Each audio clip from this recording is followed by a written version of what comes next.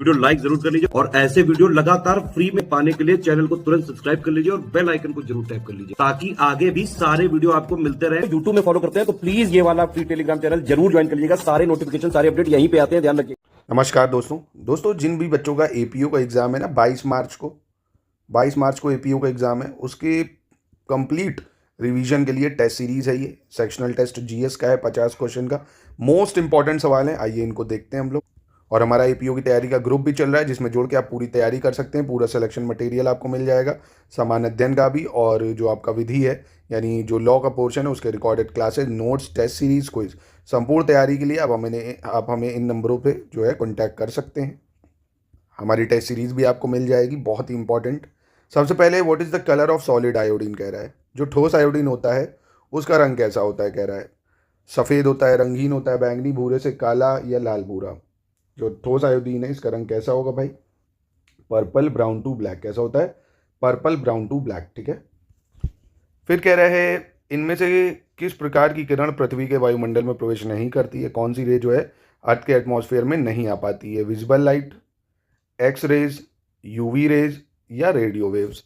जिसको हिंदी में दृश्य प्रकाश, एक्सरे को एक्सरे ही बोलेंगे, पराबैंगनी किरणें यानी यूवी रेज, रेडियो वेव यानी रेडियो तरंगे। तो कौन सी रेज जो है नहीं आ पाती है?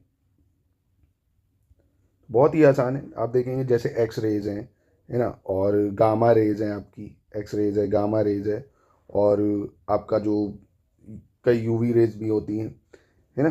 बट यूवी रेज को हमें प्रोटेक्ट कौन कर लेता है? ओजोन लेयर प्रोटेक्ट करता है। तो यहाँ पे जो है आप टिक करोगे एक्स रेज को, है ना। एक्स रेज हैं, गामा रेज हैं। हार्मफुल यूवी रेज जो होती हैं वो नहीं आ पाती। कुछ यूवी रेज आती हैं, हार्मफुल नहीं आ पाती हैं। ओजोन लेयर उसको ट्रैप कर देती है। और गामा रेज, एक्स रेज, ये तो अपना थर्मोस्फेयर जो आउटर एटमॉस्फेयर है वहीं पे ही रह जाती है।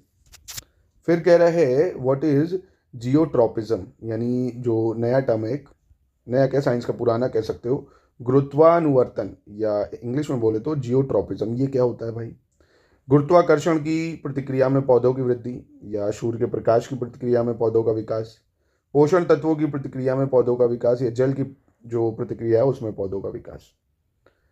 तो जियोट्रॉपिज्म एक सिंपल वर्ड में याद रखना, नाम ही से पता चल रहा है, plant growth in response to gravity, है ना। यानी गुरुत्वानुवर्तन जो है आप कह सकते हो जिसमें पौधे गुरुत्वाकर्षण के प्रभाव में वृद्धि करते हैं। मतलब जिधर टाइप पे गुरुत्वाकर्षण ज़्यादा होगा उसी दिशा में वो ज़्यादा बढ़ने लगते हैं, है ना। जड़ों की नीचे की ओर वृद्धि को सकारात्मक गुरुत्वाकर्षण जो वर्तन है वो कहते हैं। यानी जो जड़ों के अंदर से अगर बढ़ते जा रहे हैं तो वो क्या है? पॉजिटिव जियोट्रॉपिज्म है। ठीक है। जबकि तने के ऊपर से वृद्धि अगर होगी तो वो कहेंगे नेगेटिव जियोट्रॉपिज्म है। ठीक है। तो बस इन सिंपल वर्ड, जियोट्रॉपिज्म जो है ग्रेविटी के रिस्पॉन्स में प्लांट्स का ग्रोथ होना। फिर कह रहा है yellow fever is primarily spread to human through, यानी पीत ज्वर मुख्य रूप से मनुष्यों में कहाँ पर फैलता है भाई, या मनुष्यों पर कैसे फैलता है? मादा मच्छर के काटने से, नर मच्छर के काटने से, पानी से, या वायु से? जो पीत ज्वर है ये मुख्य रूप से आप देखेंगे जो एडिस या हीमोगोगस वंश की मादा मच्छर है उनके काटने से फैलता है ना। एडिस मच्छर जो होती हैं, तो मादा मच्छर है उसके काटने से फैलती है ना। स्पेलिंग इसकी अगर देखोगे तो आप AEDS हो जाएगी, एडिस मस्कीटोज। फिर कह रहा है क्या, थिएटर में जब आप 3D फिल्में देखते हो तो आप एक चश्मा दिया जाता है ना। क्या कारण होता है उसका ये बताना है। चश्मा हमारी बाईं और दाईं आंख को अलग अलग चित्र देखने की अनुमति देता है। 3D फिल्में विशेष रंगों का प्रयोग करती हैं और जिन्हें मानव आंखों द्वारा नहीं देखा जा सकता। 3D फिल्में सामान्य फिल्मों की तुलना में अधिक चमकदार होती हैं जिससे आंखों का नुकसान हो सकता है। और चश्मा दोनों आंखों को समान चित्र देखने की अनुमति देता है। तो क्या कारण है इसका? देखिए जब भी हम 3D चश्मा लगाते हैं उससे जो हमारी आंखों का लेफ्ट और राइट आइज है ये अलग अलग इमेजेस बनाते हैं जिससे हमें वो विजिबिलिटी जो है उसकी दिखती है कलरफुल और ब्राइट, अलग अलग, एकदम लगता है सामने ही हो रहा है हमारे। ठीक है। क्योंकि बाईं और दाईं आंखों में अलग अलग चित्र की अनुमति देता है इसलिए।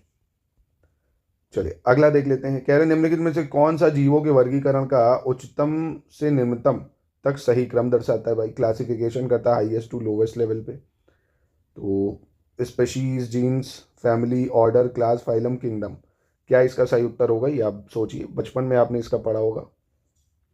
इसके लिए देखिए ये आप याद कर सकते हो, King Philip came over for good soup. King Philip came over for good soup, तो किंग और फिर फिलिप का हो गया आपका जैसे PH फाइलम, और केम से हो गया सी, वही क्लास, ओवर ऑर्डर हो गया, फॉर से फैमिली हो गया, जी से जीनस हो गया, एस से स्पीशीज हो गया। तो King Philip came over for goods to. ये है बायोलॉजिकल क्लासिफिकेशन। किंगडम यानी जगत होगा पहले, जगत के बाद जो है वो संघ बनेगा, संघ के बाद वर्ग बनते हैं, वर्ग के बाद गण बनेंगे, गण से कुल बनेगा, कुल से वंश बनेगा, वंश से प्रजातियां बनेंगी। ठीक है, अगला देख लेते हैं। कह रहा है relative humidity decreases with increasing air temperature, यानी सापेक्षिक आर्द्रता वायु के तापमान में वृद्धि के साथ घटती है। Absolute humidity increases with increasing evaporation, और वाष्पीकरण में वृद्धि के साथ निरपेक्ष आर्द्रता में वृद्धि होती है। तो यहाँ पे कौन सा सही हो जाएगा ये आपको बताना है। तो अब यहाँ देखेंगे कौन सा सही है। पहला सही है, यानी ये दोनों अपनी अपनी जगह सही है, पर ये उसका एक्सप्लेनेशन नहीं कर रहा है। रिलेटिव ह्यूमिडिटी डिक्रीज होती है विद इंक्रीज एयर टेम्परेचर। भाई रिलेटिव ह्यूमिडिटी क्या है? मतलब रिलेटिव ह्यूमिडिटी एक तरह से कह सकते हो वाटर वेपर जो होल्ड करता है एयर ना, यानी जो जलवाष्प होल्ड करके रखती है हवा, उसको बोलते हैं रिलेटिव ह्यूमिडिटी। तो जैसे जैसे तापमान में वृद्धि होगी ना, जो रिलेटिव ह्यूमिडिटी होती है वो घटती है। तो यहाँ पे ए सही होगा आपका। फिर कह रहा है वह जोड़ जहाँ से हमारी गर्दन सिर से जुड़ती है। भाई है ना, कौन सा जॉइंट है जो हमारी गर्दन जुड़ती है हमारी सिर से? पाइवटल जॉइंट है, सैडल है, हिंज है, या बॉल एंड सॉकेट जॉइंट है? तो ये कौन सा जॉइंट है भाई? ये है आपका पाइवटल जॉइंट है ना, तभी देखो अब हमारी गर्दन घूम रही है यहाँ से। तो वह जोड़ जहाँ गर्दन सिर से मिलती है उसे पाइवटल जॉइंट बोला जाता है, ये आपको याद रखना है। बेकिंग सोडा का सूत्र, ये मुझे लगता है बचपन में आपने पढ़ा होगा, शायद आपको याद भी हो। बेकिंग सोडा, जिसको हम अगर नाम से पुकारें तो आप बोलेंगे सोडियम बाइकार्बोनेट। क्या बोलते हैं? सोडियम बाइकार्बोनेट या सोडियम हाइड्रोजन कार्बोनेट, जिसे आमतौर पर बेकिंग सोडा आप कहते हो। इसका फॉर्मूला है NaHCO3। आगे बढ़े क्वेश्चन नंबर 10 में। कह रहा मानव शरीर में अधिकांश जो सिराएं हैं ऑक्सीजन रहित रक्त वहन करती हैं, परंतु एक ऐसी सिरा है जो ऑक्सीजन युक्त रक्त हृदय तक पहुंचाती है, वह सिरा कहलाती है। कह रहा most veins in the human body carry deoxygenated blood, but there is one vein that carry deoxygenated blood to the heart, that vein is called. तो वो कौन सी वेन है जो ऑक्सीजन कैरी करती है ब्लड में और हमारे हार्ट तक ले जाती है? पल्मोनरी, सिस्टिक, कार्डियक, या आपकी हिप्टेक पोर्टल सिरा? तो ये आपकी पल्मोनरी वेन कौन सी है? पल्मोनरी वेन जो है ये ऑक्सीजन युक्त जो रक्त है उसको हृदय तक पहुंचाती है। ठीक है, और भी कहाँ पे ले जाती है? जो हमारा लेफ्ट आर्ट्रियम होता है ना, वहाँ पे ले जाती है, लेफ्ट आर्ट्रियम में। ठीक है, इंपॉर्टेंट है, ये याद रखिएगा। और ये हमारे कोर्सेज हैं दोस्तों, अगर आप ज्वाइन करना चाहें तो अभी बचे हुए समय में पूरी टेस्ट सीरीज से प्रैक्टिस कर लेंगे। मोस्ट एक्सपेक्टेड सवाल 50 से 60% वहीं से आपको मिल जाएंगे ना। टेस्ट सीरीज 10 फुल लेंथ मिल जाएंगे, और पेड क्विज भी आपको मिल जाएगा जिसमें 1500 मोस्ट एक्सपेक्टेड सवाल होंगे आपके, और ज़्यादा ही मिल सकते हैं उससे। ये हमारी ऐप में भी ज्ञान सर एजुकेशन ऐप है, वहाँ से ये टेस्ट सीरीज मिल जाएंगी। टोटल 32 टेस्ट सीरीज आपको मिल जाएंगी। चलिए, निम्नलिखित में से कह रहा है फ़ारेनहाइट और सेल्सियस के बीच जो संबंध है वो कौन सा फॉर्मूला है? ये भी आपने बेसिक पढ़ा होगा अगर स्कूल में, तो पता होगा आपको कौन सा फॉर्मूला है इसमें से सही। तो ये F is equal to 9/5 C+32 है ना। F is equal to 9/5 into C+32। फिर कह रहा है निम्नलिखित में से कौन सा कथन सही नहीं होगा? क्रोमोसोम DNA तथा प्रोटीन से बने होते हैं। किसी कोशिका का केंद्रक जो है कोश की विभाजन या प्रजनन में हिस्सा नहीं लेता है। क्रोमोसोम संततियों के लिए सूचनाएं रक्षित रखते हैं, और DNA की कार्यात्मक इकाई को जीन कहते हैं। तो कौन सा यहाँ सही नहीं भाई? Chromosome are composed of DNA and protein, ये तो सही हो जाएगा। Nucleus of cell does not play a role in cellular reproduction, ये आपका यहाँ गलत हो जाएगा। भाई जो न्यूक्लियस होता है यहीं पे तो जेनेटिक मटेरियल होते हैं, क्रोमोसोम होते हैं, है ना। तो ये तो सबसे इंपॉर्टेंट हो जाएगा, तो ये गलत है, बाकी तीनों सही है। चलो, असर्सन रीजन का सवाल हो जाएगा, आप इसको ध्यान से पढ़िएगा। कह रहे हैं CO2, SO2, NO2 गैसें जो है वर्षा जल में घुल जाती हैं और अम्लीय वर्षा उत्पन्न करती हैं, यानी एसिड रेन करती हैं। कारण कार्बन डाइऑक्साइड, सल्फर डाइऑक्साइड और नाइट्रोजन के ऑक्साइड जैसी गैसों की उच्च सांद्रता के कारण वायुमंडलीय वायु प्रदूषित होती है, यानी atmospheric air is polluted due to high concentration of gases like carbon dioxide, sulphur dioxide and oxidation oxides of nitrogen. तो ठीक है भाई, यही उसका कारण ही है। आप देखो यहाँ से जो निकलता है वही तो जाके वाटर वेपर से मिल के एसिड रेन कराता है, तो ये उसका एक्सप्लेनेशन भी है। ठीक है, अब इसको अगर मैचिंग करो तो ये तो यार आप आराम से कर लोगे, काफ़ी फेमस है, और ये हर साल एग्जाम में तो लगभग विटामिन से तो सवाल हर बार आता ही आता है। Vitamin A, B, C, D और इनसे होने वाली डिसीज़। तो विटामिन A, जिसको आप रेटिनॉल भी बोलते हैं, इसकी वजह से कौन सी बीमारी हो जाती है आपसे? इसकी वजह से होती है ब्लाइंडनेस, कह सकते हो। विटामिन बी जिसका नाम है, कह सकते हैं हम लोग, विटामिन B1 थायमीन, इसकी वजह से बेरी बेरी हो जाता है। सी से स्कर्वी, एस्कॉर्बिक एसिड। और डी क्लासीफेरॉल, इसकी वजह से रिकेट रोग हो जाता है, यानी हड्डियाँ कमज़ोर हो जाना कहते हैं। तो ऑप्शन इसका आप देखेंगे बी हो जाएगा। चलिए अगला देखते हैं दोस्तों। यहाँ पे ये थोड़ा करेक्शन हो गया, एरर हो गई, अलग अलग हो गए, इसको छोड़ देते हैं। अगला देख लेते हैं। निम्नलिखित में से कौन सा हार्मोन अग्नाशय के लैंगरहैंस के आइलेट की बीटा सेल कोशिकाओं द्वारा स्रावित होता है? Which of the following hormone is secreted by the beta cell of islet of Langerhans of pancreas? Adrenaline, glucagon, insulin या आपका एल्डोस्टेरोन? तो इसका सही उत्तर क्या हो जाएगा आपका?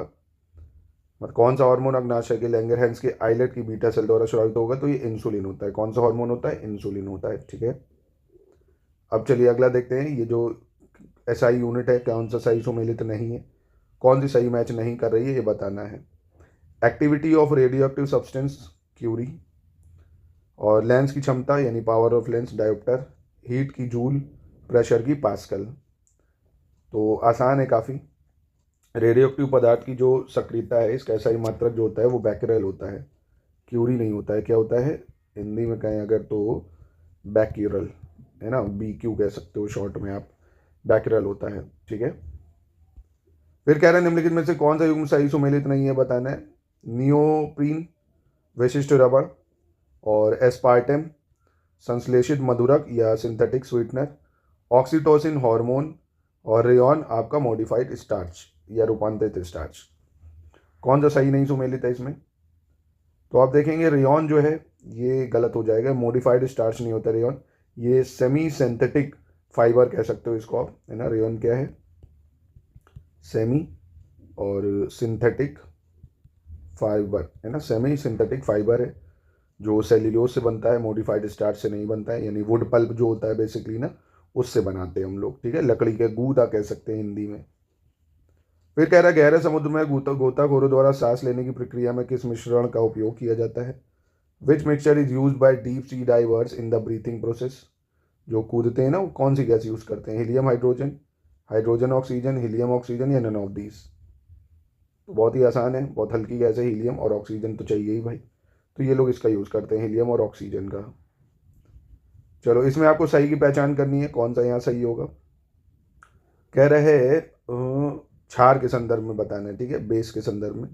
It turn red litmus to blue, sweet in taste यानी स्वाद में मीठा होता है, और जलीय माध्यम में OH आयन प्रदान करता है। तो यहाँ आप देखेंगे पहला और तीसरा सही है भाई, क्षारी होता है ये, है ना। तो ऐसे ही पता चला मीठा कैसे होगा। अच्छा, और यही एसिड होता है अगर तो ब्लू टू रेड कर देता है, बेस को रेड टू ब्लू कर देता है। एसिड H+ आयन देता है और बेस आपका OH- आयन देता है। ठीक है, चलिए क्वेश्चन नंबर 21 पे आते हैं। निम्नलिखित में से कौन सा कथन सही है, बताना है। हाइड्रोजन बम नाभिकीय संलयन पर आधारित है, परमाणु बम नाभिकीय विखंडन पर आधारित है। हाइड्रोजन बम कह रहा है न्यूक्लियर फ्यूजन पे, एटॉमिक बम न्यूक्लियर फिजन पे। अब बहुत इंपॉर्टेंट है ये भी। तो देखो न्यूक्लियर फ्यूजन का मतलब क्या होता है? छोटी छोटी चीज़ों का जोड़ के बड़ा बनना। फिजन मतलब बड़ी चीज़ टूट टूट के छोटी होती है। तो एटॉमिक बम है जो कि फिजन पे काम करता है, और फ्यूजन पे काम करता है हाइड्रोजन बम। दोनों सही हैं। आपके लिए सवाल है, सूरज जो है सन, इसमें कौन सा रिएक्शन होता है, फिजन या फ्यूजन? कमेंट बॉक्स में इसका उत्तर आप दे सकते हैं। पराश्रव्य तरंगे यानी अल्ट्रासोनिक वेव्स के बारे में है, यानी अल्ट्रासोनिक वेव्स के संबंध में कौन सा कथन सही होगा? They are use to control automatic doors, जो स्वचालित दरवाजे होते हैं उनको नियंत्रित करता है। इनका उपयोग कीड़ों को नष्ट करने के लिए किया जाता है। इनका उपयोग कपड़ों से धूल हटाने और उन्हें साफ करने के लिए भी करते हैं, और इनका उपयोग बीमारियों के इलाज के लिए भी किया जाता है। तो यहाँ पे कौन सा आपका सही हो जाएगा देखेंगे आप। तो ये चारों स्टेटमेंट यहाँ पे ठीक हैं। क्वेश्चन नंबर 23 में भी सही की पहचान करनी है, कौन सा यहाँ पे सही होगा। लाल दवा या रेड मेडिसिन जिसको पोटेशियम परमैग्नेट कहते हैं, कॉस्टिक पोटास पोटेशियम हाइड्रोक्साइड, विरंजक चूर्ण यानी ब्लीचिंग पाउडर कैल्शियम हाइड्रोक्सीक्लोराइड, चूने का पानी कॉपर सल्फेट। तो कौन सा यहाँ पे सही हो जाएगा? तो आप देखेंगे 1 2 3 सही है। चूने का पानी जो है ये गलत हो जाएगा। चूने का जो पानी है उसको आप क्या बोलेंगे?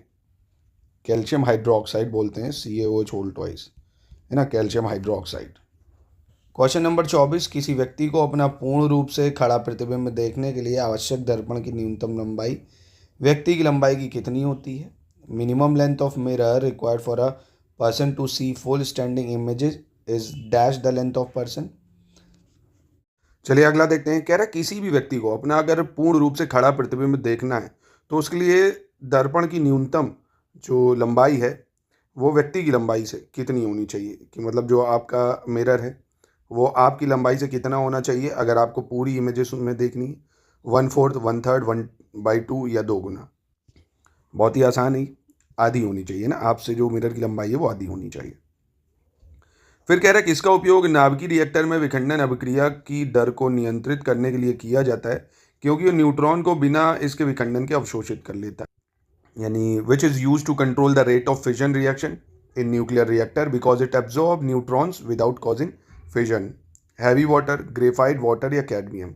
अभी आरओ की परीक्षा जो हुई है उसमें पूछा भी गया है और हमने पहले ही ऐसे क्वेश्चंस की प्रैक्टिस करा रखी थी। तो देखिए इसके लिए हम यूज़ करते हैं कैडमियम का उपयोग, है ना, बोरॉन है या कैडमियम है। इसका उपयोग नाभिकीय जो रिएक्टर है उसमें विखंडन अभिक्रिया की दर को नियंत्रित करने के लिए करते हैं हम लोग। ठीक है, याद रखिएगा, कैडमियम कह सकते हो, अगर बोरॉन होता है ऑप्शन में तो बोरॉन भी कह सकते हो आप। इसके बाद कह रहा है प्रोड्यूसर गैस निम्न में से किसका मिश्रण है। Producer gas is a mixture of which of the following. Liquid gas या द्रव गैस कह सकते हो, गैस गैस, सॉलिड गैस या सॉलिड लिक्विड। तो प्रोड्यूसर गैस जो है ये किसका मिश्रण है भाई। तो प्रोड्यूसर गैस जो है ये मिश्रण है गैस गैस का। अच्छा, इसमें प्रोड्यूसर गैस में कौन कौन सी गैसेज होती हैं ये पूछ ले तो ये याद रखना, नाइट्रोजन हो गई आपकी, ठीक है, कार्बन मोनोऑक्साइड होता है, कार्बन मोनोऑक्साइड CO बोलते हैं जिसको, और हाइड्रोजन। ठीक है, नाइट्रोजन, कार्बन मोनोऑक्साइड और हाइड्रोजन, ये जो होती हैं प्रोड्यूसर गैस जो है बनाती हैं इनको जब बर्न करते हैं हम लोग। ठीक है, अब अगला कह रहा है आशुद्ध जल प्राप्त करने की विधि क्या कहलाती है भाई। The method of obtaining distilled water is called. आशुद्ध जल या जो है डिस्टिल्ड वाटर, तो बहुत ही आसान है, आंसर तो नाम से पता चल जाएगा। आशुद्ध जल मतलब आसवन, भाई डिस्टिल्ड वाटर डिस्टिलेशन से प्राप्त होगा। इसमें हम क्या करते हैं, जब कोई भी द्रव में बहुत सारी इम्प्योरिटीज़ मिली होती हैं तो उसमें हम क्या करते हैं, इसको एक आसवन फ्लास्क में डाल के गर्म करते हैं, वाष्पीकृत करते हैं, इवापोरेट करते हैं, जिससे क्या होता है जो दूसरे यौगिक है वो अलग हो जाते हैं और उनको हम फिर कंडेंसेशन के द्वारा यानी ठंडा कर लेते हैं और वापस से द्रव अवस्था में परिवर्तित कर लेते हैं। ठीक है, यानी शुद्धिकरण की प्रक्रिया है। डिस्टिल्ड वाटर जो है हमें स्वच्छ जो द्रव है उसको प्राप्त करने की अवस्था है। अब अगला कह रहा है दूध कैसा कोलाइडी विलियन है। What kind of colloidal solution is milk. Aerosol, emulsion, gel या नन ऑफ दीज। तो दूध कैसा है भाई, पायस है, इमल्शन है। इमल्शन का मतलब होता है दो या दो से अधिक तरल पदार्थों का एक कोलाइड होता है जिसे मिश्रित नहीं किया जा सकता। भाई जैसे देखो तेल और पानी, इसको मिलाओ कभी मिलेगा ही नहीं, अलग दिखेगा। चलिए अगला देखते हैं। कह रहा है किसी परमाणु में किन्हीं 2 इलेक्ट्रॉनों के लिए चारों क्वांटम संख्याओं के मान एक समान नहीं हो सकते हैं। निम्न कथन किस वैज्ञानिक द्वारा दिया गया है। For any 2 electrons in an atom the values of all 4 quantum numbers can not be the same. The following statement has been given by which scientist. Heisenberg, Pauli या श्रोडिंगर या अफबाउ। ये किसके द्वारा दिया गया है, तो पाउली का नियम कहता है। ठीक है, पाउली। आगे बढ़ते हैं क्वेश्चन नंबर 30 में। कह रहे हैं इसमें से सत्य क्या होगा। अधिक इलेक्ट्रॉन वाले तत्व की प्रवृत्ति इलेक्ट्रॉन ग्राही की प्रवृत्ति होगी, यानी the element with more electrons will tend to be an electron acceptors. द्विध्रुव आघूर्ण की इकाई डेबी होगी, the unit of dipole moment will be debye. कौन सा यहाँ पे सही हो जाएगा भाई, तो यहाँ आप देखेंगे दोनों स्टेटमेंट ठीक हो जाएंगे आपके। ठीक है, कह रहा ऊर्जा परिवर्तन के आधार पर सभी रासायनिक अभिक्रियाओं को कितने प्रकारों में बांटा गया है। मतलब on the basis of energy change all chemical reaction are divided into how many types. तो केमिकल रिएक्शंस को कितने भागों में बांटा है, 2, 3, 4 या 5। तो आप देखेंगे भाई 2 टाइप में, एक तो होता है एक्सोथर्मिक आपका, एक होता है एंडोथर्मिक। हिंदी में अगर बोले तो एक्सोथर्मिक हो गया ऊष्मा छेपी, क्या हो गया, ऊष्मा छेपी हो गया आपका, और ये आपका हो गया ऊष्मा शोषी, है ना, ऊष्मा शोषी। ठीक है, चलिए आगे देखते हैं। कह रहा है हैबर विधि से अमोनिया बनाने पर उत्प्रेरक के रूप में क्या प्रयुक्त होता है। What is used as a catalyst in making ammonia through Haber process. Nickel, copper, iron या एल्युमिनियम। तो हैबर विधि से अगर आप अमोनिया को बनाते हैं तो प्राप्त होगा लोहा। क्या प्राप्त होगा, लोहा। इसका बचपन में रिएक्शन भी पढ़ा होगा आपने, N2H2 फिर NH3 बनता है, इसको बैलेंस करना होता था हमें, है ना। तो ये हैबर प्रोसेस होता है जिसमें मेन जो कैटलिस्ट होता है वो हम लोग क्या यूज़ करते हैं, लोहा यूज़ करते हैं, ठीक है। प्रोमोटर अगर पूछ ले, प्रोमोटर क्या यूज़ करते हैं हम लोग, प्रोमोटर को हिंदी में बोलेंगे वर्धक। वर्धक के रूप में हम लोग मॉलिब्डेनम का यूज़ करते हैं। क्या यूज़ करते हैं, मॉलिब्डेनम। चलिए अगला देखते हैं। इसमें कह रहे हैं निम्न में से किस धातु का संचारण नहीं होता है, which of the following metal does not corrode, है ना, किसमें जंग नहीं लगती है, संचारण नहीं होता है। AU AG AL copper. अब मुझे लगता है इसके नाम तो आपको पता ही होंगे ना, कि गोल्ड सिल्वर एल्युमिनियम कॉपर कौन सा है। तो सही उत्तर क्या हो जाएगा इसका, इसका सही उत्तर हो जाना चाहिए आपका ऑप्शन ए। AU का मतलब क्या हो गया, जो गोल्ड है वो, ठीक है। फिर है ऐसे अम्ल जो कि जल में पूर्णतया आयनीकृत हो जाते हैं और बड़ी संख्या में हाइड्रोजन आयन देते हैं, क्या बोलते हैं, है ना। हाइड्रोजनी अम्ल, ऑक्सी एसिड या ऑक्सी अम्ल, या स्ट्रॉन्ग एसिड या वीक एसिड। H+ आयन देते हैं, जो H+ आयन, तो ये स्ट्रॉन्ग एसिड होते हैं। कौन होते हैं, स्ट्रॉन्ग एसिड। अब स्ट्रॉन्ग एसिड की बात करें, जैसे कह सकते हो HCl है, HNO3 है, H2SO4 है, इनको मिनरल एसिड भी हम लोग बोलते हैं ना, बचपन में पढ़ा होगा आपने इसके बारे में। अम्ल जो है वो नीले लिटमस को लाल में कर देता है, ये भी आपको याद रखना है ना भाई। ऐसे भी याद कर सकते हो, लाल क्या है, खतरे का निशान, और जो एसिड होता है क्या खतरे का निशान ही तो है, तो ब्लू टू रेड कर देता है, सिंपल सी चीज़ है। और रेड टू ब्लू कर देगा तो बेस होगा। फिर कह रहे हैं निम्न में से साइट्रिक अम्ल का सूत्र क्या होगा, विच of the following will be the formula of citric acid. तो साइट्रिक अम्ल का सूत्र क्या होगा, इसमें क्या होगा, C6H8O7। C6H8O7 भाई, ये तो आपका एसिटिक एसिड है, क्या है, एसिटिक एसिड। और C6H5COOH, ये भी स्कूल में बेंजोइक एसिड पढ़ा होगा आपने, कौन सा है ये, बेंजोइक एसिड। और H2CO3 क्या है भाई, कार्बोनिक एसिड। क्या है ये, कार्बोनिक एसिड, ठीक है, कार्बोनिक एसिड है, याद रखिएगा। फिर कह रहा है गैसोहोल जो कि पेट्रोल और एथिल अल्कोहल का मिश्रण है, इसका अनुपात क्या होता है। Gasohol which is a mixture of petrol and ethyl alcohol. ऐसे भी आपसे पूछ सकता है कि गैसोहोल किसका मिक्सचर होता है, तो गैसोहोल याद रखिएगा मिक्सचर होता है पेट्रोल और एथिल अल्कोहल का। कितने प्रतिशत होता है अगर पूछ लेगा, तो होता है 90:10, ठीक है। 90% जो है आपका पेट्रोल होता है और 10% जो है आपका क्या हो जाता है, एथेनॉल हो जाता है, ठीक है। चलिए अगला देख लेते हैं। कह रहे निम्न में से कौन सा जो है वो मेंडलीफ आवर्त सारणी का गुण नहीं है, which of the following was not a property of Mendeleev periodic table. तत्वों का अध्ययन सुविधाजनक, यानी study of element is convenient. भविष्य में खोजे जाने वाले अज्ञात तत्वों के गुण धर्मों की भविष्यवाणी संभव हुई। और अक्रिय गैसों के लिए सारणी में किसी भी जगह का अभाव, नए तत्वों की खोज व वैज्ञानिक अनुसंधानों में सहायता। तो यहाँ पे कौन सा जो है वो सही नहीं होगा, तो आप देखेंगे absence of any place in the table for inert gas, है ना। अक्रिय गैसों के लिए किसी सारणी में किसी भी जगह का अभाव, ये गुण नहीं था, ये गलत हो जाएगा। फिर आप देखेंगे अगला प्रश्न, कह रहा है प्रवर्धित आवर्त सारणी के किस ब्लॉक में धातु, अधातु और उपधातु सभी प्रकार के तत्व हैं। Which block of expanded periodic table contain all type of elements, metals and non metal and metalloids, है ना, यानी मेटल, नॉन मेटल, मेटलॉइड्स, ये कौन से जो ब्लॉक है उसमें दिए हुए हैं भाई। तो ये आपका कौन सा ब्लॉक है, ये आपका हो जाएगा पी ब्लॉक। कौन सा ब्लॉक हो जाएगा, पी ब्लॉक। अगला देखते हैं, कह रहा है निम्न में से कौन सी अधातु है जो धनायन बनाने की प्रवृत्ति रखती है, यानी which of the following non metal has a tendency to form cation, है ना। कौन सा नॉन मेटल है जो कैटायन बनाता है, हाइड्रोजन, ऑक्सीजन, हीलियम या नन ऑफ दीज। तो इसका सही उत्तर क्या हो जाएगा भाई, तो इसका सही उत्तर हो जाएगा आपका हाइड्रोजन, ठीक है। H+ आयन बनाएगा भाई, है ना। तो ऐसा नॉन मेटल है जो कैटायन बनाएगा, तो हाइड्रोजन हो जाएगा। फिर कह रहे हैं कैल्बेराइट निम्न में से किस धातु का अयस्क है। Calaverite is an ore of which of the following metals, mercury, silver, zinc. तो कैल्बेराइट जो है किस धातु का अयस्क है, तो ये आपका क्या हो जाना चाहिए यहाँ पे, कैल्बेराइट आप देखेंगे जो है ये आपका सोने का अयस्क होता है, या गोल्ड कह सकते हो, है ना, सोना जो होता है उसका अयस्क है, तो इसलिए यहाँ तो नन ऑफ दीज हो जाएगा, याद रखिएगा, इंपॉर्टेंट भी है आपका। Calaverite is an ore of gold, ठीक है। अच्छा आपके लिए सवाल है सिल्वर की ओर, बताओ भाई, गोल्ड सिल्वर देख रहे हो, हाहाकार मचाए भाई, तो इनकी ओर पूछी भी जा सकती है, इनका कमेंट बॉक्स में बताओ जरा। फिर है रोहा से प्रभावित कौन सा मानव अंग है भाई, which human organ is affected by रोहा, जिसको ट्रैकोमा भी बोलते हैं। लीवर, नर्वस सिस्टम, आई या स्टमक। तो रोहा से प्रभावित कौन सा मानव अंग है, यकृत, तंत्रिका तंत्र, नेत्र या आमाशय। तो इसका सही उत्तर होगा नेत्र आपका, है ना, आई हो जाएगा। फिर 42 में कह रहे हैं निम्न में से कौन वनस्पति शास्त्र के जनक है भाई। Who among the following is the father of botany? वनस्पति शास्त्र के जनक किसको माना जाता है? टेंसले को, थियोफ्रेस्टस को, ग्रेगर जॉन मेंडल को या वॉन बेयर को? फादर ऑफ बॉटनी मानते हैं थियोफ्रेस्टस को। किसको? थियोफ्रेस्टस को।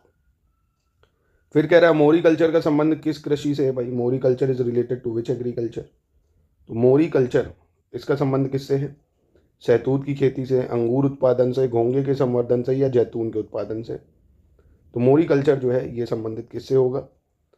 इसका सही उत्तर हो जाएगा आपका मलबरी कल्टीवेशन, है ना। मलबरी कल्टीवेशन को क्या बोलते हैं? याद रखिएगा, मोरी कल्चर। अच्छा, ग्रेप प्रोडक्शन भी आपको पता ही होगा, विटिकल्चर बोला जाता है ना, ये भी काफ़ी इंपॉर्टेंट है। और कल्टीवेशन ऑफ स्नेल, इसको हेलीकल्चर बोलते हैं, है ना। क्या बोलते हैं? हेलीकल्चर। और ये आपका ऑलिविकल्चर हो गया, सिंपल सी चीज़।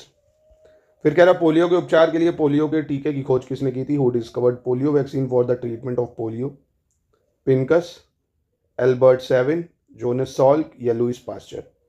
तो पोलियो के उपचार के लिए पोलियो के टीकों की खोज करने वाले कौन थे भाई? बहुत इंपॉर्टेंट, ये हैं जोनस साल्क। कौन है? जोनस साल्क, ठीक है। और दोस्तों हमारे एपीओ के बैचेज हैं जो चल रहे हैं, जिनमें आप जोड़ के पूरे क्रैश कोर्स के थ्रू पूरी रिवीजन कर सकते हैं, जीएस का भी और आपके लॉ सेगमेंट का भी। टेस्ट सीरीज भी इसमें आपको मिल जाएंगे, पूरे notes, smart recorded video classes के साथ। संपूर्ण तैयारी के लिए आप इन नंबर पे हमसे जुड़ सकते हैं या हमारी ऐप को इंस्टॉल कर लीजिए, ज्ञान सर एजुकेशन ऐप। वहाँ पे भी क्लासेस चल रही हैं और 32 टेस्ट सीरीज प्रैक्टिस के लिए आपको यहाँ पे मिल जाएगी। जैसे ये देखिए, अगला प्रश्न है, आंवले का कसैलापन किसके कारण होता है? हल्दी में पीला रंग किसके कारण होता है? गाजर में नारंगी रंग और आलू में हरा रंग। तो क्या इसका सही उत्तर होगा, ये बताइए। जैसे आंवले में कसैलापन की बात करें, ये टैनिन के कारण हो जाता है। हल्दी में पीला रंग जो है वो कुरकुमिन, हल्दी में पीला रंग कुरकुमिन हो जाएगा। गाजर में नारंगी रंग हो जाएगा आपका कैरोटीन। आलू में हरा रंग हो जाएगा आपका सेलोनिन, ठीक है। यानी यहाँ ऑप्शन डी आपका सही हो जाएगा। फिर निम्न में से बिल्ली का वैज्ञानिक नाम क्या है भाई? Which of the following will be the scientific name of cat? तो कैनिस फैमिलिस, फेलिस डोमेस्टिका या मुस्का डोमेस्टिका या डिसुम स्टाविया? तो ये तो नाम एज इट इज हैं जो आपको याद रखने हैं। तो बिल्ली का जो होगा ये होगा फेलिस डोमेस्टिका। क्या हो जाएगा? फेलिस डोमेस्टिका, ठीक है, याद रखिएगा। और वहीं कैनिस फैमिलियस की बात करें, ये हमारे जो डोगेज भाई हैं, डॉग, ये फैमिली है उसकी। और मुस्का डोमेस्टिका ये मक्खी की है, मक्खी हूँ मैं, मक्खी, ठीक है। ब्रूनर की ग्रंथियां मानव पाचन तंत्र के किस भाग में पाई जाती हैं? In which part of human digestive systems are burner gland found? जो बर्नर ग्लैंड बोले या ब्रूनर की ग्रंथियां मानव पाचन तंत्र के किस भाग में पाई जाएंगी? तो ये पाई जाती है आपकी ग्रहणी या आपके डिओडेनम में, ठीक है। तो इसका आंसर ऑप्शन डी हो जाएगा। भाई छोटी आंत के 3 भाग होते हैं आपके, एक ग्रहणी हो गई, ठीक है, एक आपकी मध्य आंत होती है और एक क्षुद्रांत होती है। तो ये ग्रहणी का भाग है। मस्तिष्क का भाग कह रहा है डाइएनासिफ्लॉन, डाइएनासिफ्लॉन किस मस्तिष्क का एक उपभाग है? Part of the brain diencephalon is a subsection of which brain? Forebrain, midbrain, hindbrain या नन ऑफ दीज? भाई आपने पढ़ा होगा तो इसका उत्तर दे सकते हैं आप, फोर ब्रेन का भाग होता है ये, ठीक है। निम्न में से किस ग्रंथि को लैंगिक जैविक घड़ी भी कहते हैं? विच of the following gland is also called sexual biological clock? तो सेक्सुअल बायोलॉजिकल क्लॉक किसको बोला जाता है? थायराइड को, पीयूष को, पाइनियल को या एडर्नल ग्लैंड को? तो ये हम लोग बोलते हैं पीनियल ग्लैंड को। किसको? पीनियल ग्लैंड को। फिर कह रहे हैं चिलियोसिस नामक बीमारी किस विटामिन की कमी से होती है? The disease cheilosis is cause by deficiency of which vitamin? B1, B2, B3 या B4? तो ये किसकी कमी से होती है भाई? बहुत ही आसान, विटामिन B2 की कमी से। और इसका नाम क्या है? राइबोफ्लेविन। इसका नाम थाइबीन। B3 niacin. और B4 का नाम क्या है? ये कमेंट बॉक्स में आप मुझे उत्तर दे दीजिए, बहुत ही आसान है। और मिलते हैं नेक्स्ट टेस्ट में। मैं आपको और टेस्ट इसके देने वाला हूँ, वीडियोस को लगातार फॉलो करिए ताकि आप अच्छे से अच्छी अपनी जो प्रिपरेशन है उसको धार दे सकें। और रिवीजन टेस्ट के थ्रू करना चाहते हैं तो ये 32 टेस्ट सीरीज हमारी ऐप पे उपलब्ध है, unlimited return, full explanation with live ranking के साथ।